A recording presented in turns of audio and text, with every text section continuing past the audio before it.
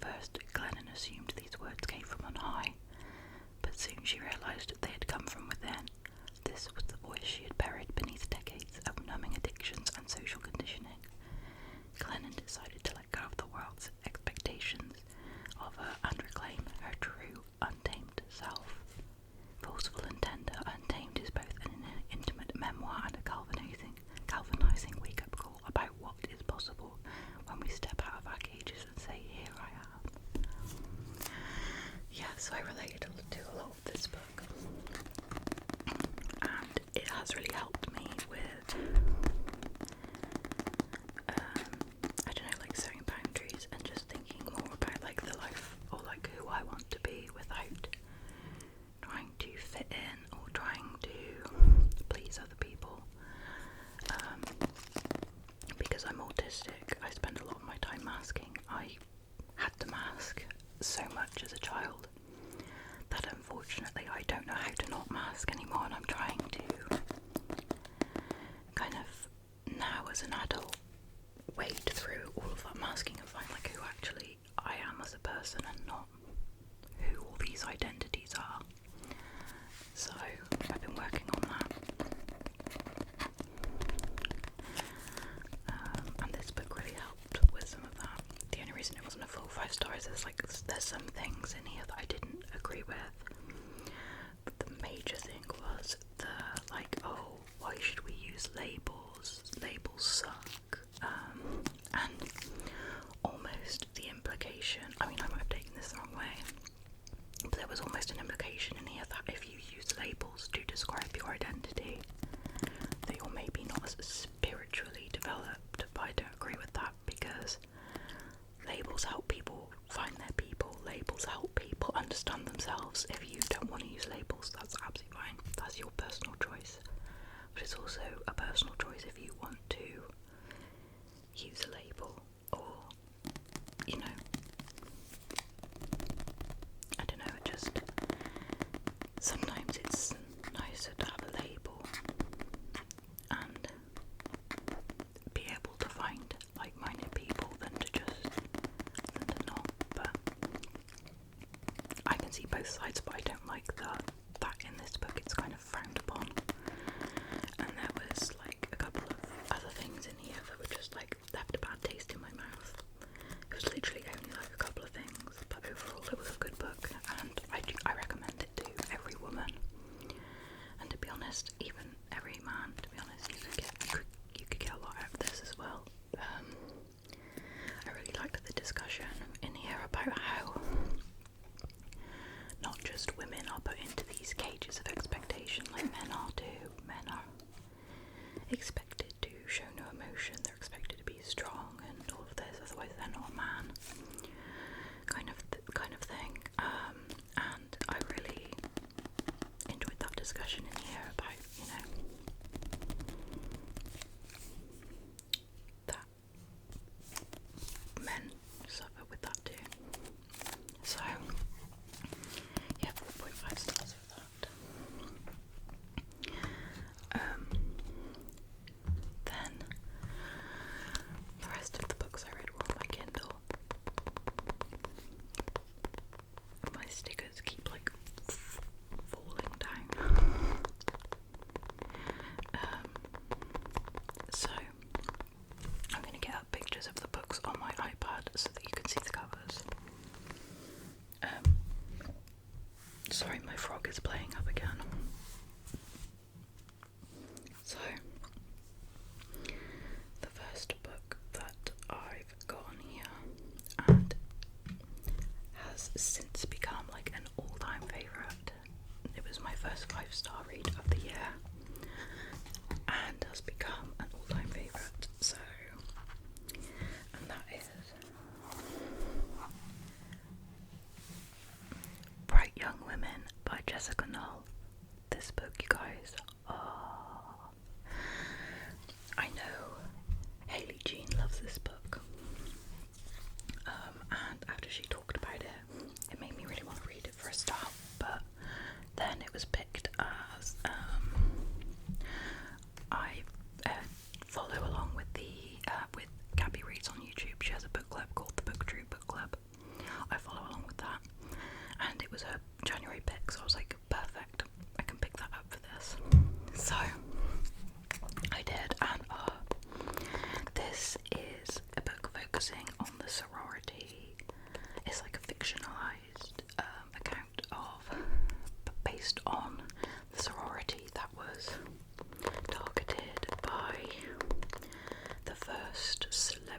serial killer, and what I love about this book is it focuses on the women that were targeted, and like he's even just called the defendant in the book,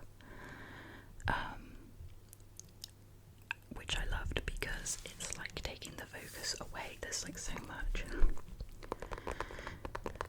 surrounding serial killers, and like I kind of think even to myself, like, with serial killers, so you can name them, but how many of their victims can you name? Do you know what I mean? And how messed up the justice system is, and was, especially for these girls.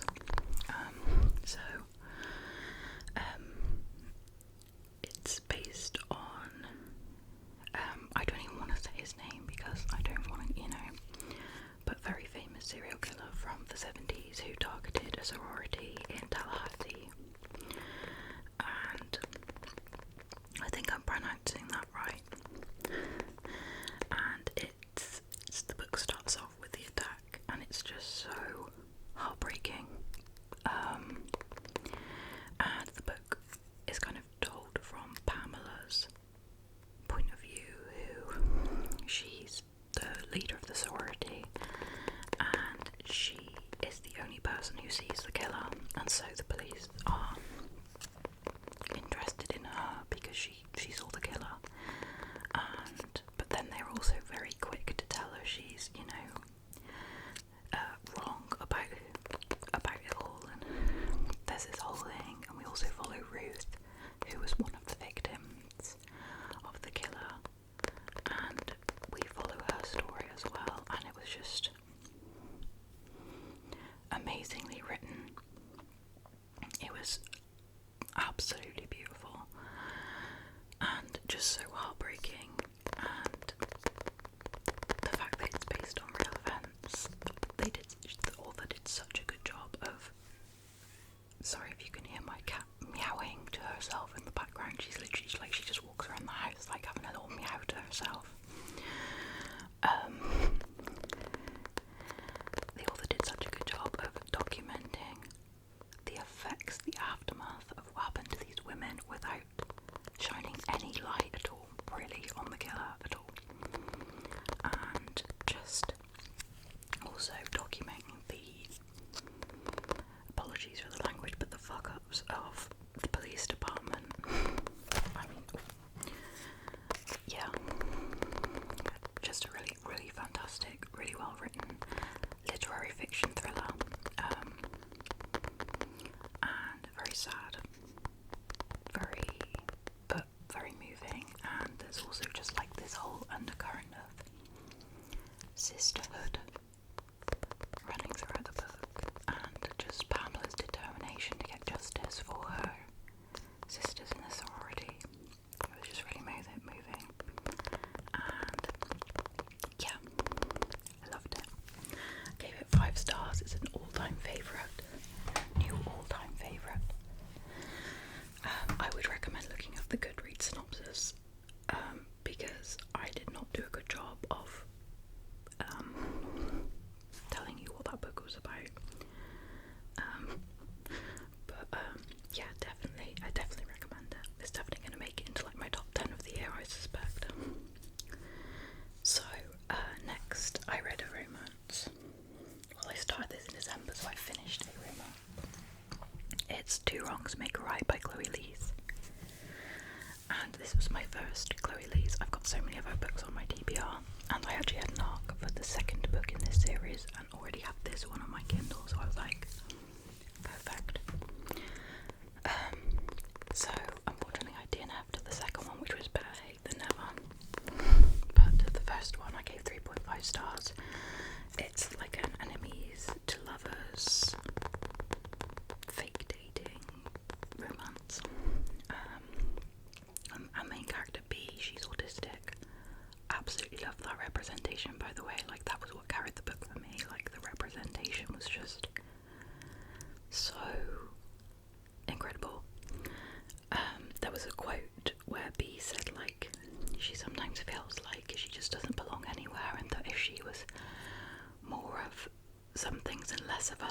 might fit in more, and that just really hit me because that's literally me. Yeah. Anyway, she meets this guy called Jamie at a party, and they just instantly hate each other. I don't know. Anyway, B's sister Jules is convinced that they're meant for each other, so Jules and her boyfriend basically trick B and Jamie into dating each other, like into turning up on a blind date with each other.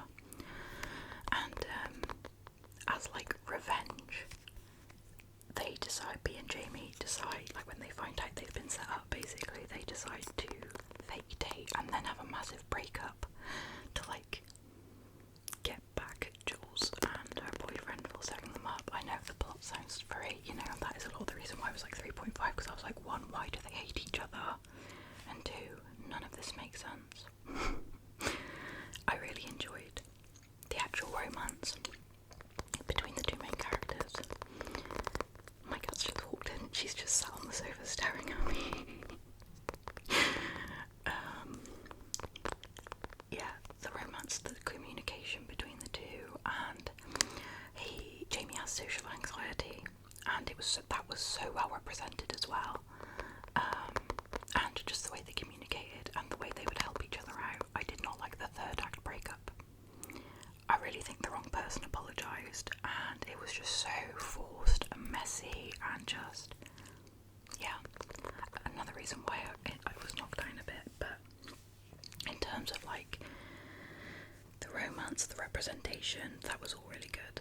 But there was just so many things in here that just like either didn't make sense or were just really messily done. So I gave it 3.5 stars. But if you're interested in like a cute romance, like cute low stakes romance that's not too dark and that has good representation, I would say if you have panic attacks, maybe look up trigger warnings, because they're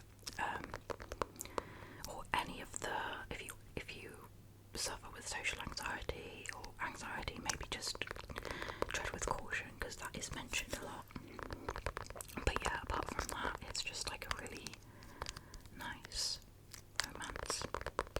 So yeah, 3.5 stars. I definitely would check out more by this author, but like I said, I did have the second one because in the second one it's like another enemies to lovers. Again, they hate each other for just like no apparent reason. And he's like, he was their next door neighbour as kids, and his parents died, so he was brought up by his grandma in the house.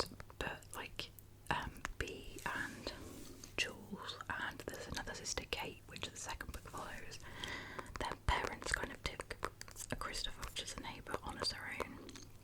And he just constantly goes on, like, so the romance is between Kate and him, and they hate each other, but then like he's kind of talked into fixing the relationship, because it's quite obvious that they like each other, which again, confusing. But he just kept going on about how he knew her as a baby, and that just freaked me out a little bit. Like, that just weirded me out. So I didn't have it, and I'm not going to continue the series. But the first one was nice. It was nice. That's all I have to really say about it. And I will check out her Bergman Brothers series, because yeah, I think it could be good. That also has a lot of disability rep in it from what I can see. So next I read, and I think I'm like one of the last people on earth to read this, The Housemaid by Frida McFadden. And unpopular opinion, I can see why people love this, okay? I really can. And I think, like, I am really grateful to this book for getting so many people into reading, and to get people to like discover the love of reading or get back into reading. And I think it's perfect for like if you're in a slump, or if you want a really quick, snappy thriller. It's like a popcorn thriller. Like, this is the definition of a popcorn thriller. I gave it 2 stars because because unfortunately for me, like, I mean, I've been reading thrillers for 10 years now, so this is not meant to come across as condescending. I'm just being honest. Like, this is just, you know, I'm not somebody who's new to reading. I'm not new to thrillers, and so I predicted a lot of what was going to happen. I didn't predict some things, which that was fun, but the big twist, I was like, I think that's what's happening, and I was right, unfortunately. And the second half just kind of went downhill for me. This is about, if you didn't know, this is about a woman called Millie.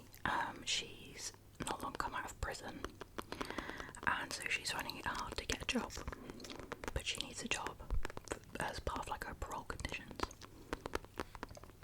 So she ends up getting a job as a housemaid for the Winchesters, and she's like basically there to cook and clean, and she has this tiny attic room that only locks from the outside, red flag, and the window doesn't open as well.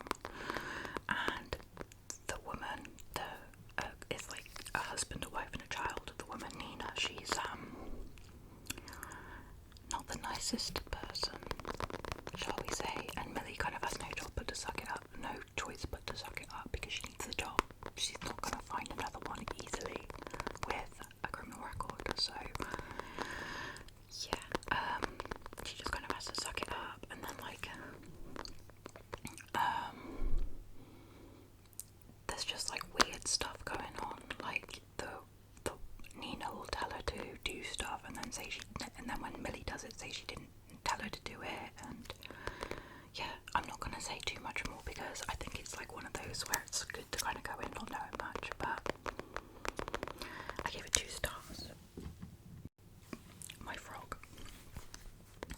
So then I moved on and I read straight away because, like I said, popcorn, like, can't stop eating it. Although I don't like popcorn. Perhaps it should be called like a Magic Stars thriller for me, because I can't stop eating Magic Stars once I open them. I moved on to The Housemate Secret, which is the second book in the series. There's a third one coming out in June, and you bet I will be reading that shit. I gave this one 3 stars. I enjoyed it a little bit more because in the second half of the book it really picked up, and I was like, oh, what's gonna happen? And like some of the twists I didn't see come in this one. This one, it's not a spoiler. I'll tell you like the bare bones of it because it's not a spoiler for the other one. She starts working for this couple that live in this penthouse apartment and cleaning and cooking again. And basically, like, the wife never leaves her bedroom, and like Millie finds blood on one of her nightgowns when she's washing one time, and she's like, something ain't right here. So she investigates, and it kind of goes from there, and it's just chaos. And yeah, I gave it 3 stars. This one was a little more action-packed. I did not enjoy the romance aspects, and I thought Millie was really unlikable in this one, to be fair. Like, she was just like, who gets angry at their boyfriend for leaving to look after his sick mother? Like, I'm sorry. And she was just really, I don't know, I didn't like her in this one, which was a shame. But and I thought at times she was very naive. I was like, Millie, babe, come on,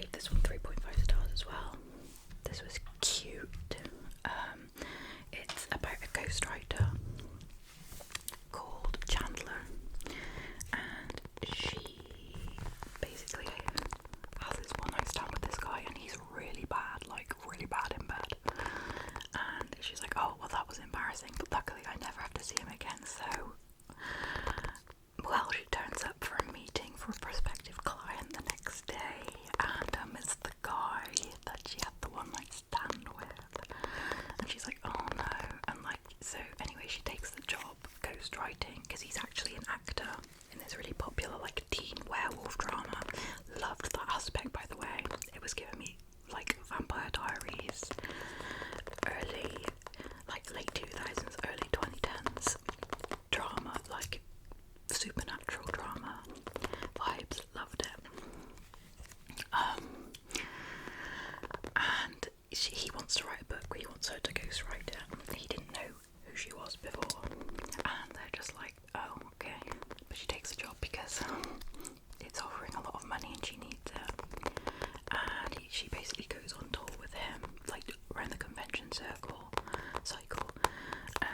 And as they're writing the book, it kind of comes out that he's not good in bed, and he's like really embarrassed, and she offers to give him pointers, if you see what I'm saying. So it turns into a kind of like friends with benefits situation. And she's like determined that she's not going to catch feelings, but obviously she does. And yeah, it's just like, it's really cute. There's some really good OCD rep in here. The guy, Finn, he has OCD that's very similar to mine, and I loved that he was using his experiences to benefit others and to help others, and kind of trying to break the stigma surrounding actors and mental illness or mental health problems. I love that. Yeah, I mean, it was just like, it wasn't anything like mind-blowing, but it was like, it was one of those where I wasn't like obsessed to pick it up back up again, but once I did pick it up, like, I couldn't put it down. Do you see what I mean? So I gave it 3.5 stars. The main character's constant, like, one of my least favourite tropes is, oh, like, I like him but we can never be together because, like, he's an actor, and like, I don't think he likes me, even though he's like literally told me he likes me. I just don't think he does. My cat's just started eating some food, and it's not even hers, it's my dog's. Hang on, let me put you on mute so I can tell her off.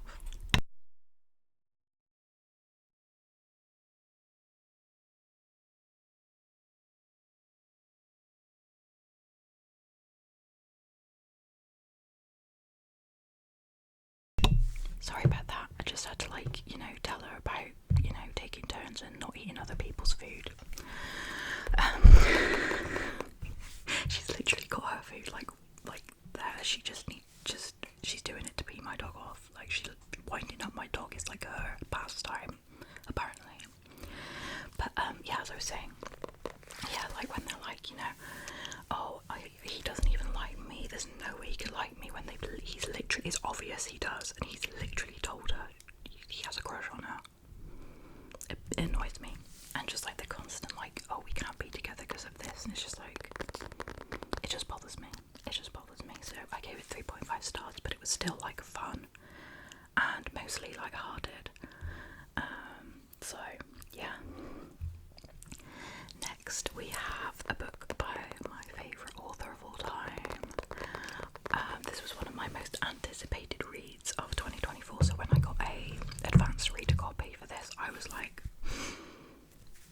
because I requested it on NetGalley, as one does, and I wasn't really expecting to get it, and then I got it, and I was like, oh my god, yes! I gave it 5 stars. It's Black Sheep by Rachel Harrison. Rachel Harrison, like, let's not even, like, don't get me started on her. I just love her. I love her. I want to get a tattoo of the Such Sharp Teeth cover. I was actually messaging with her the other day, just like telling her I loved her and stuff, and it was just really cute because she was just really nice and just, you know. But this book in particular is about Vesper, like, stealing that for a future baby name, sorry. Vesper. She's the daughter of a really famous horror scream queen. Her mum starred in a lot of horror films, and her mum was just very cold and unloving, and she grew up with a lot of religious trauma, and she ended up leaving. And once you leave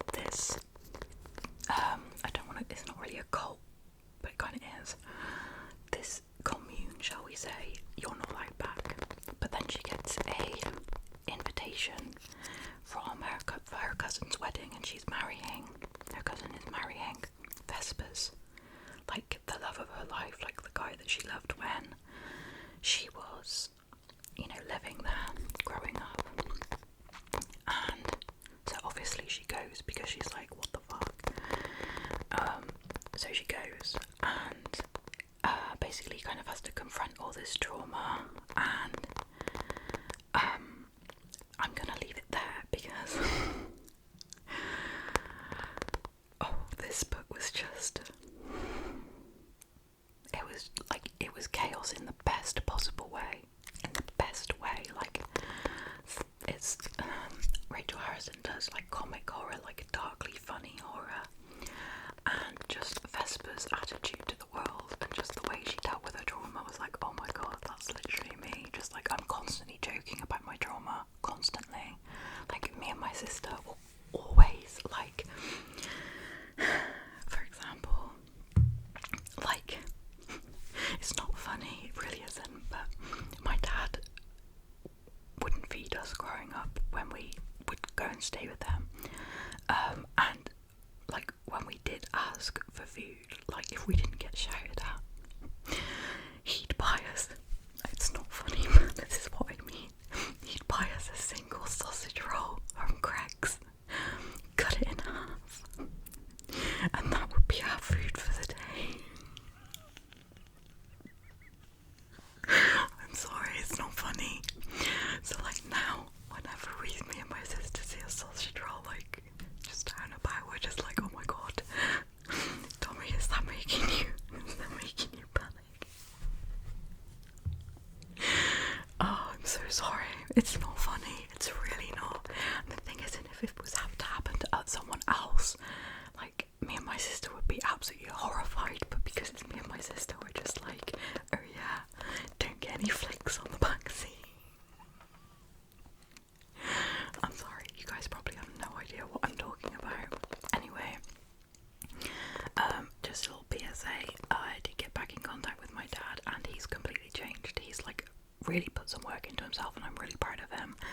But yeah, me and my sister still kind of talk about our childhood and stuff. Yeah. So yeah, watching Vesper confront this trauma, and also her dad left when she was really young and she kind of has no idea who he is, and just her feelings of like abandonment, but also like desperately wanting him back and wanting to impress her mum even though she knows she never can, and just never fitting in and being the black sheep. Oh, it was just fantastic. Like, Rachel Harrison does such a fantastic job of taking really serious and important issues and topics and just making them into like really good metaphorical like darkly comic horrors. And I recommend all of her books. Trigger warnings, obviously, check those. But yeah, I've loved every single book I've read by her so far. I've only got 2 more of her backlist that I haven't read, and her next book's going to be about a vampire. So I'm like looking forward to that. But yeah, that was Black Sheep. Next I read a series. So basically on Amazon there's a lot of these like Amazon original KU series, and a bunch of horror authors did, hang on, the frogs come in, did like a bunch of short stories. They're all authors that I really admire, so I wanted to check it out. And yeah, so I'll go through each one individually. I won't say too much about each one because there's 6 of them, but I will tell you what I rated them, and yeah. I'll show you the covers as well because the covers are really nice. So the first one was The Pram by Joe Hill. Joe Hill is actually Stephen King's son, and I love Joe Hill's books. I really like Nosferatu and Horns. I read Horns so long ago now, but it's remained like stuck with me. Yeah, I must have read it nearly 10 years ago now and it's stuck with me. So I really want to reread that. But yeah, this one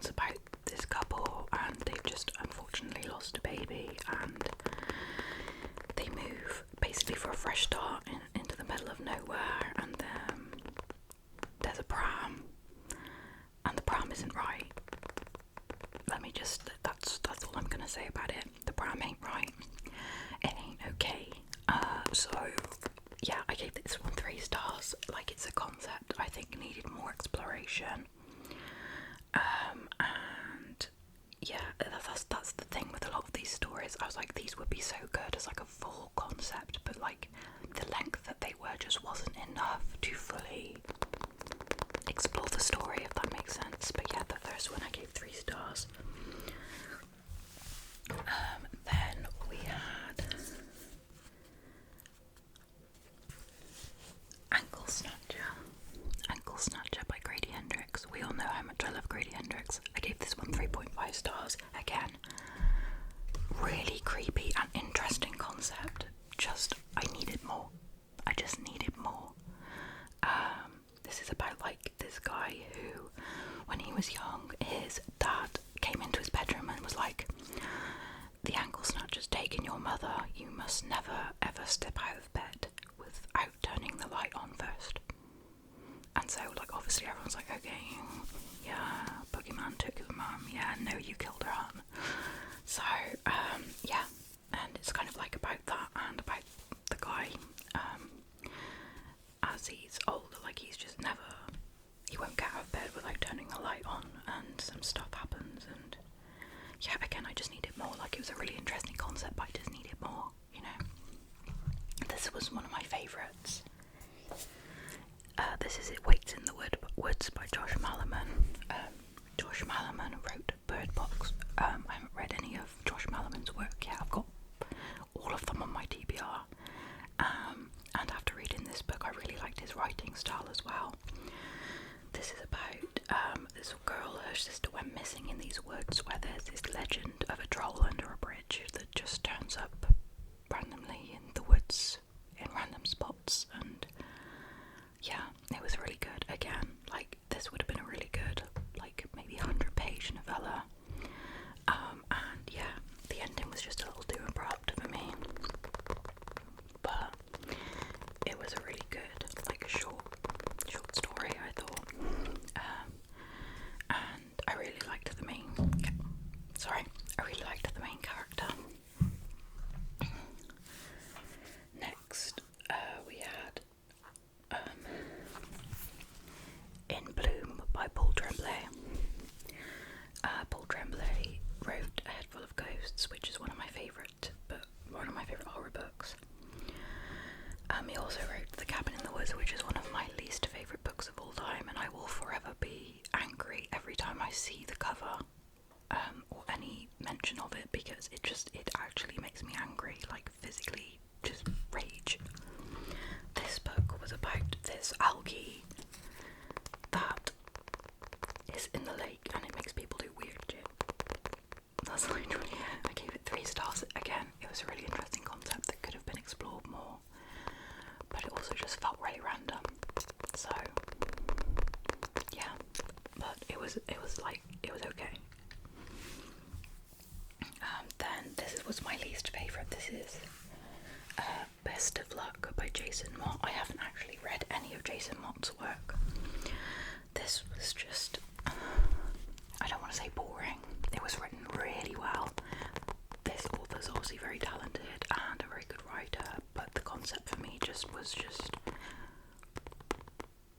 weird, but not in a good way, and just so random and unexplained, really. Like, it was one of those that probably would have benefited again from more explanation. But yeah, it's about this guy who goes to kill his best friend because he's convinced that his best friend is stealing all of his luck. Yeah, I don't really know what else to say about that because I was not charmed. This is probably my favourite of the series, and it's by Chandler Baker, Big Bad. This is about a couple who live in the middle of nowhere with their 2 daughters.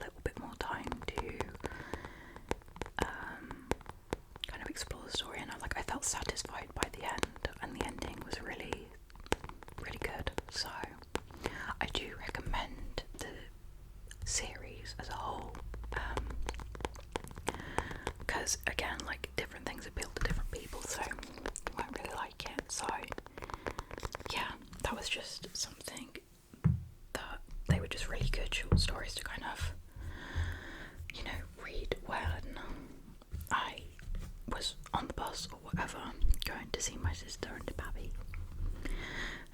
So that was all of the books that I read in January. So I'm going to talk about what I'm currently reading, starting with my physical read of the month, which I'm so excited. I'm not very far in at all, but you can see I've already tapped one thing. This is one of my most anticipated books of 2024. It's was not released in 2024, but to read in 2024, and that is The Great Alone by Kristen Hanna.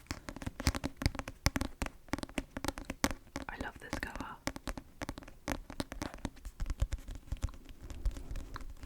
This is a US edition that I ordered online because I do not like the UK cover, and I love this. My bookmark just fell out. I say my bookmark, I like to create like custom tabs from when I annotate books, so I matched the cover. And these letters are raised as well. So yeah, this is The Great Alone by Kristen. I really struggled to trace back with Hannah, and I absolutely adored The Four Winds by her, so I am really excited to read this and cry, because apparently it's really sad. Or just really emotional. So yeah, I'm really excited. I'll read. I'll tell you more about it and read the back and stuff next month when I have read it, but it's a historical fiction set in the 70s, and basically it follows his family, who the dad has come back from the Vietnam War, and he's like really changed by it. He has really bad PTSD, but obviously back then it wasn't really treated or explored, and he moves them out to Alaska in the middle of nowhere and kind of goes from there. But yeah, so that's my current physical read, and then I'm also reading Delilah Green Doesn't Care, and I'm loving it. This is a sapphic romance between Delilah and Claire, and it's almost enemies to lovers, but also not, and I just love it. I really love it so far, so I'm predicting it's going to be at least a 4-star. We'll find out in my next wrap-up. But yeah, I really love this cover. I love cartoon covers like this when they're done well. Some of them are not good, but yeah.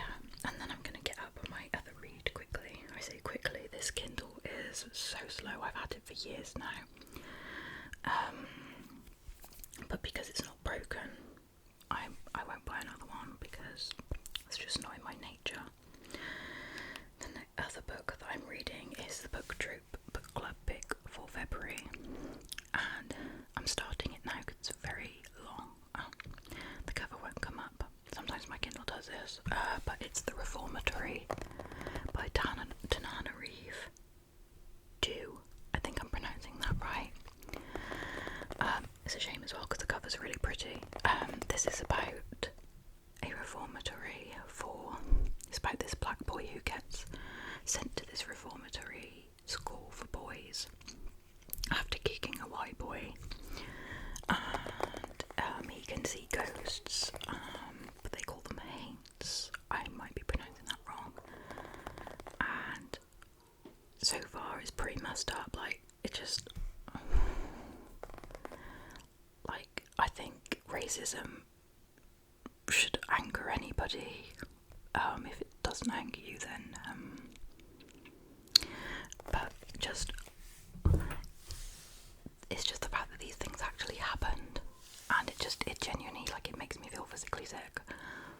I also think we need to read books like this because I think so much of Black history has been brushed under the carpet because white people are ashamed, and So although this book is extremely hard to read and a lot of really messed up stuff is happening, I think it's also important to read it because I wouldn't have even, because I've grown up in England, in the UK, I don't really know loads about American history.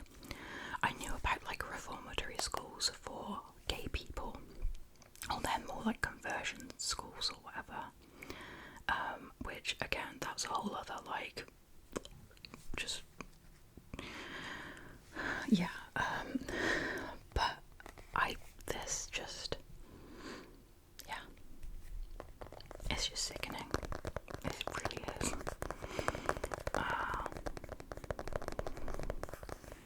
Yeah, but I will, more on that next month.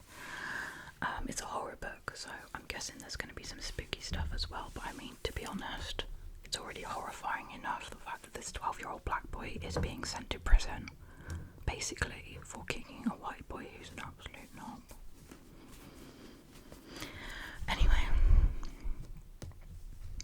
that is my wrap-up for January. Yeah, I'm hoping to film more videos. I want to do some of I won't be able to show you all of them because that would be like a 7-hour-long video. But I do want to do a video talking about like a bunch of physical books I want to read this year, and also I want to do a video talking about books I'm really excited that are going to be released this year. So yeah, and also I want to do some like more recommendation videos because I haven't done a recommendation video in a while. So maybe let me know in the comments like if there's any particular recommendations you'd like, or any particular genres you'd like me to recommend. I want to do an underrated books one because there are so many books that I absolutely adore that like nobody talks about, and I want them to find their people, you know. So yeah, but thank you so much for watching, and yeah, hopefully I'll see you guys soon, and thank you so much for your support. I adore each and every one of you. I love your comments, and yeah, we're nearly at 450 subscribers, so which is incredible to me. So thank you, and I hope you continue to enjoy my content. So